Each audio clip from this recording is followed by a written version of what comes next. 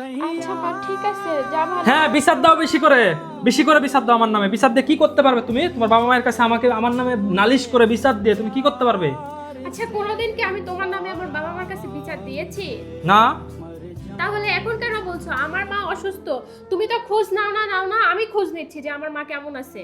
তো আমি আজকে ঝগড়া হয়েছে তাই মনে করছি যে আজকে আমার নামে বিচার দিচ্ছ।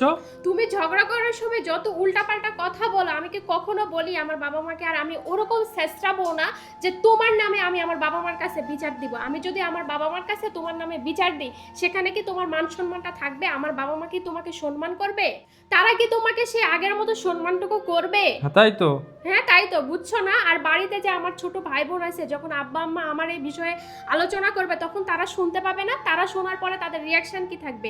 তারা তোমাকে এখন যে সম্মানটুকু করে, সেই সম্মানটুকু তো তারা করবে না। তারা ভাববে যে হ্যাঁ আমার বোনকে আমার দুলাভাই অত্যাচার করে, মারে, গালাগালি করে। তাদের মনে তোমার ভিতরে একটা ক্ষোভ তৈরি হবে, তোমাকে কখনোই সম্মান করবে না।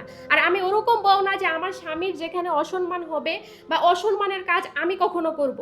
আর তাদের কথা মতো যদি আমি চলি, তাদেরকে যদি আমি বিচার দেই, তারা তো তাদের মেয়ের ভালোই চাইবে। তারা কি বলবে? তুমি এখন ওখান থেকে চলে আসো। আর আমি কি কখনো চাইবো যে আমার সংসার ছেড়ে আমি চলে যাই? আর তাদের কথা মতো আমি যদি চলি, তাহলে তো এই সংসারে আমি শান্তিতে থাকতেই পারবো না। আর ঝগড়া তো সবার মধ্যে হয়। তোমাদের বাসায় যে তোমার আব্বা আম্মার ভিতরে ঝগড়া হয়, কখনো কি আমার শাশুড়ি আম্মু তার ঝগড়ার কথা তার বাড়িতে জানিয়েছে এবং বাড়ি ছেড়ে চলে গিয়েছে? না। বলো। না। আবার আমার বাবা মার সঙ্গেও তো আমি ছোটবেলা থেকে দেখেছি টুকটাক একটু ঝগড়া লেগেই থাকে। আমার মা কি কখনো বাবার বাসায় চলে গিয়েছে? তাদের ভিতরে মিটমাট করে তারা তাদের পক্ষেই থাকে, তারা কখনো সংসার ছেড়ে যায় না। আর তোমার ভিতরে যে আমার ঝগড়া হয়, দিন শেষে তো তুমি আমার কাছে এসে বলবে যে আমাকে একটু খাবার দাও, বা আমি তো তোমার জন্য মাছের ভালো পিসটা তোমার জন্য আমি রেখে দিব। হ্যাঁ। কখনো একটা বুদ্ধিমান স্ত্রী স্বামীর সম্পর্কে কারো কাছে সে দুর্নাম করবে না, নালিশ করবে না বা বিচার দিবে না। আচ্ছা সরি, আমার ভুল হয়েছে বুঝছো, আমি আসলে ভুল বুঝছি তোমাকে। সরি, চলো। ভালো হয়ে যাও।